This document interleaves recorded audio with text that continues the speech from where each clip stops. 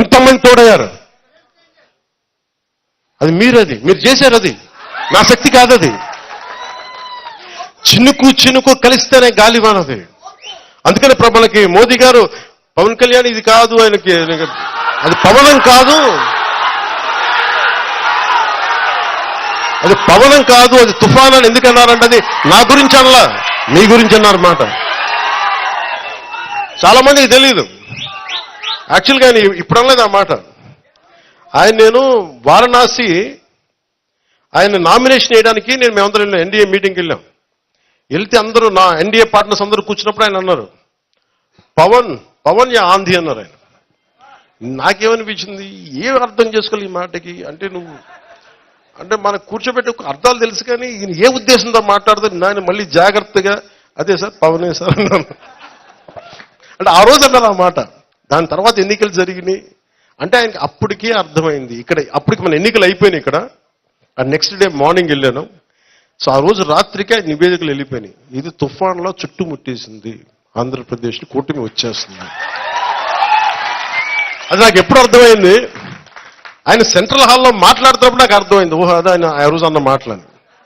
ఎందుకంటే నా గురించి మనం ఎక్కువ ఎందుకు ఊహించుకుంటాం సార్, జాగ్రత్తగా కొంచెం అవసరమైతే బలం ఒక 40-50% తగ్గించుకుంటాం కానీ, తక్కువ చేసుకుంటాం కానీ ఎక్కువ చేసుకోం కదా. సో నాకు అందుకు అనిపించింది, అంటే మీరు ఇచ్చే శక్తి లాంటిది. అది నా ఉద్దేశం చెప్పడానికి చెప్తున్నాను. ఇది ఆ పాయింట్ చెప్పడానికి చెప్తున్నాను. ఇది అంటే చాలాసార్లు ప్రధానమంత్రి గారు ఎస్పీజీ వాళ్ళు ఏం చెప్తారు, దయచేసి నువ్వు రాకుండా ఉంటే బాగుంటుంది సభలకు, మేము భరించలేకపోతాం మీ వాళ్ళ శక్తిని. మేము కోరుకుంటాం నువ్వు రాకూడదు ఈ సభలు కానీ. ఎందుకంటే మాకు నైట్ మేర్ అయిపోతుంది మీ సెక్యూరిటీకి. నీకు ప్రధానమంత్రి గారికి మీ వాళ్ళతో ఉండాలంటే మీ జన సైనికుల శక్తి, మీ వీరమాల శక్తి మేము తట్టుకోలేకపోతున్నాను. సరదా జోక్ సీరియస్గా చెప్తున్నా. అంటే ఏముంది నేను అనుకుంటా యువతలో ఏముంది అంటే మీకు అంత లోపల అంత నలిగున్నారు మీరు. ఎవడన్నా ఒక్కడొచ్చి మాట్లాడతారా మా భావాలు? నేను గొప్ప భావాలేం మాట్లాడను, మీ భావాలే నేను మాట్లాడతాను. మీ గొంతే నా గొంతు, ఈ దేశపు గొంతే నా గొంతు, సగటు మనిషి గొంతు. నేను మీ గొంతే మాట్లాడతాను, మీ గొంతే వినిపిస్తాను, మీ వాణినే వినిపిస్తాను, మీ కలనే నెరవేరుస్తాను. మీది ఇది, నాది కాదు. సో నాకు అనిపించింది ఇలాంటి నేలకి నేనేమనుకున్నా, ఈరోజు ప్రతిసారి వచ్చి ఇన్ని రోజులు ఎందుకు తీసుకున్న 4 తరాలు అంటే నాకు ఎన్ని పనులు వచ్చినాయి.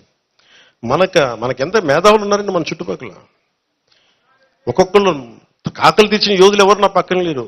నేను కూర్చుంటాను, నా పక్కన కొంచెం మంది అనుభోగ్యులు ఉంటుంటారు, కానీ వాళ్ళెవరు రాజకీయ అనుభవాలు లేవు. మర్రెడ్డి సీని గారికి కానీ అందరూ విద్యార్థి రాజకీయాలు చేసినారు కానీ వీళ్ళెవరు సీజన్డ్ పొలిటికల్ లీడర్స్ కాదు, కానీ తప్పన ఉన్నవాళ్ళు, కసి ఉన్నవాళ్ళు. సో నాకేమనిపిస్తుంది, నేను ఏం చేయాలి దీన్ని? పార్టీని నడపడం అంటే సామాన్యమైన విషయం కాదు.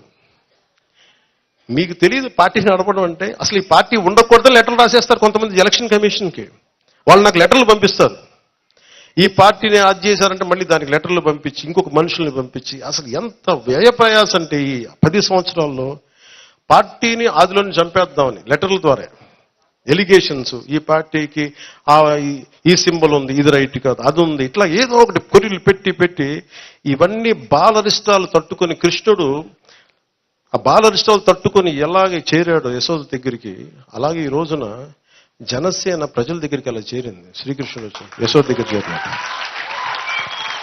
తల్లి యశోద దగ్గరికి శ్రీకృష్ణుడు ఎలా వెళ్ళాడో అలాగే ఈ రోజున అన్ని బాలరిష్టాలని దాటుకొని ఈ రోజున జనసేన ఒక రికగ్నైజ్డ్ పొలిటికల్ పార్టీ. దానికి మీకు ధన్యవాదాలు. మీ విజయం అందించకపోతే ఎవరు వెళ్ళినా, ఢిల్లీ ఏ మూలకి వెళ్ళినా, ఏ బీహార్, ఉత్తరప్రదేశ్, పంజాబ్ ఏ మూలకి వెళ్ళినా 100% స్ట్రైక్ రేట్ అంటే మాకు అర్థం కావట్లేదు. మనం కొట్టింది 21 కానీ 21 ఇప్పుడు సెంచరీ కొడితే ఎవరైనా మాట్లాడాలి, మరి 21 కొడితే మాట్లాడతారు. నాకు అర్థం కాదు. అంటే 21 వెనక 21 ఎంపీస్ కూడా ఉన్నాయి. అది దాని సత్తా. అంటే ఈ రోజున ఒక కూటమిని నిలబెట్టాలి, రావాలని ఎంత తపన పడ్డాను. ఆ కూటమే ఈ రోజున ఎన్డీఏకి వెన్నుదన్నుగా ఉండిపోయింది. అది అర్థమైంది. నాకు తెలియలేదు. అది నేను చేసుకుంటే వెళ్ళిపోయాను. మన నేల బాగుండాలని స్వార్థంతో చేసుకెళ్ళిపోయాను. ఆ స్వార్థం అంటే మంచి స్వార్థం, అది నిస్వార్థంగా చేశాం, నాకు ఏం అవసరం లేదు.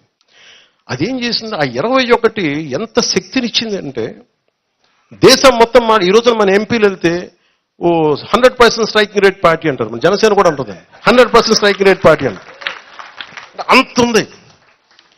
సో నేను మంచి అడుగు వేశాం, మొదటి అడుగు చాలా బలంగా వేశాం. ఈ రోజున మనకి